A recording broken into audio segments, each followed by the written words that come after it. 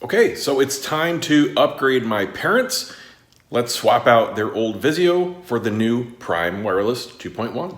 Alright, so here's a before. This is just the Vizio 2.1 soundbar, and the best you can say about it is it's how the TV should have been from the factory. That's the sub all the way up.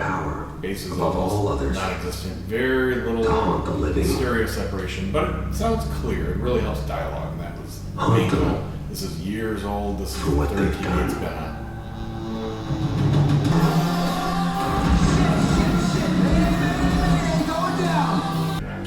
And now let's try with the upgrade. To go where you please.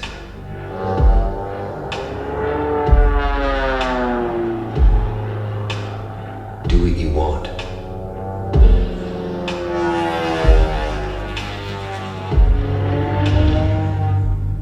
Ghosts have one power above all others: to haunt the living.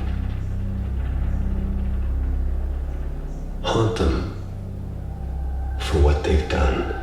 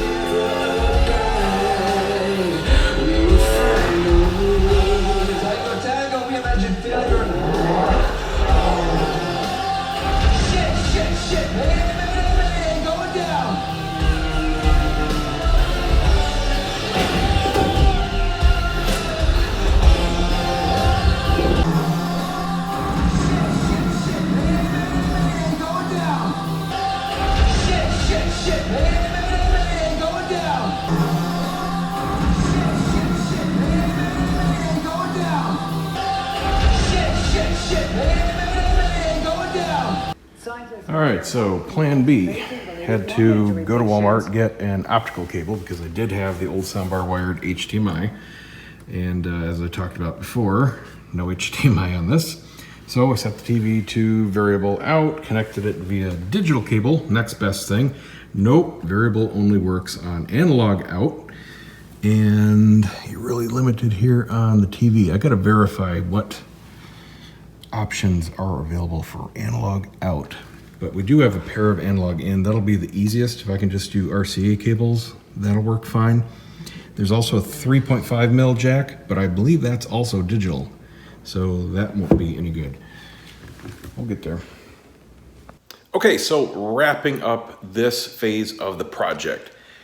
Mixed feelings, definitely mixed feelings. First of all, the install, the physical connection to the TV went pretty much as I expected. Minor hiccup. You can either connect via one of the two digital inputs or the analog, the RCA inputs for the Prime Wireless. The television also had a digital out and analog out. However, only the analog were controllable via variable volume. And because the Prime Wireless don't have any remote control capability, you don't have any way of adjusting the volume via a television or universal remote, so you have to do it via the television, which means you have to use the analog connection. So note, if you're thinking about using these for soundbar duty, you must have a television with analog out, and that must be set to variable volume.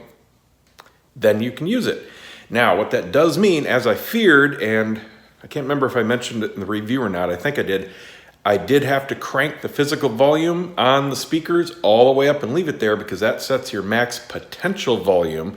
And now what the television volume control is doing is just increasing up to that point. So if you leave your volume down on the speakers, all the way up on the TV is only that low volume. So unfortunately, you do have to leave it cranked up and the hiss comes back.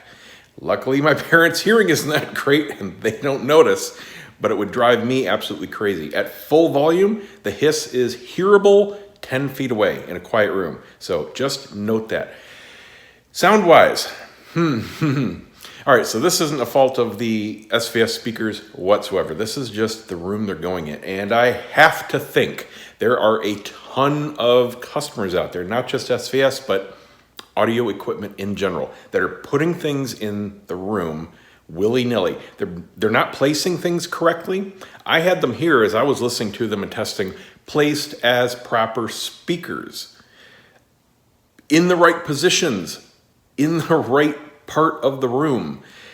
I've got their stuff set up, as you saw, on their huge table that supports the TV, and it's, you know, part of the living room. They have no interest in it being any kind of dedicated listening space or theater or anything like that. They don't even listen. Those speakers are never going to play music again in their lives. So, think about that.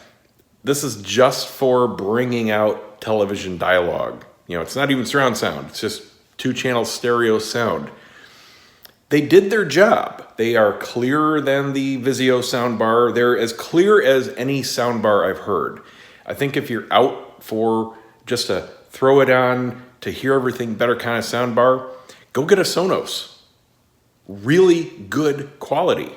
And they're pricey because they're meant to be as part of a system. But still, if you just want really good sound and easy plug-in quality, go get yourself a Sonos, stick it in front of your TV, and you're done. You're getting the same sound out of this, albeit more expensive. So if you're just looking at this stuff for soundbar duty, you are overpaying. You're going to get great quality as far as clarity and vocals and understanding television and things like that. They are definitely doing their job, but their room is completely untreated. It is a nightmare. Until they put the big area rug down, I would get a headache just being in the room for more than a couple hours. Everything echoes. I mean, it's ceramic floors, pretty much bare walls. The artwork is all hard or glass fronted, cabinets and hard leather furniture. It's all open. It's like a 35 by 45, basically open space to the kitchen, dining area, back seating area, main seating area, television area. It's an echo chamber. These speakers had no chance, all right? There is zero musicality to them in that room. When you're sitting there listening to TV or watching a Netflix movie or something, yes, you hear it. It sounds completely normal and great. There is zero image, no sound stage, nothing, nada. You're just hearing sound. That's basically it. Just like any good soundbar. That's all you're going to get out of a room like that. And that's your typical, I think, buyer. So if you have one of these and you haven't looked up and looked into proper placement and room treatment and everything that goes along with it, yes, it's a rabbit hole. It doesn't have to be terribly expensive, but it has to be done to get what you can get out of what you own. You might have spent thousands of dollars on equipment and you're only getting hundreds of dollars worth of results out of it just because of what you're doing with it. So that's my big tip. I know it firsthand. Hey, they're my parents. I've known them all my life. They're going to be ecstatic with these, but they have no interest in turning their house into my house. So it is what it is. But now I have absolute firsthand knowledge of one particular product and how great it can be near field to how really good it can be far field in a great room to how meh it can be in an untreated room. A really nice room, but not for acoustics. So there you go. Project done. They're happy with them. They were surprised. They didn't know they were coming. And I'm glad that it made, to them, a small upgrade. I know it's not a huge upgrade. The biggest difference, I'll just close with this, was the frequency response. The Vizio had no bass. That subwoofer, I think it was a 6-inch. That was there for looks. Seriously, it's been turned all the way up for its entire life, and you couldn't hear it more than 2 feet away. It was a joke. Now they have very full sound in the room, listening to whatever they want. So that was a huge, definite difference. And it's easier for them to hear sitting, they're like 20 feet away from the TV in their normal seats. Much easier to hear things. So it worked out. If you're looking for soundbar duty, go get a Sonos. If you're looking for awesome musicality, pick these up if you can place them right. See ya.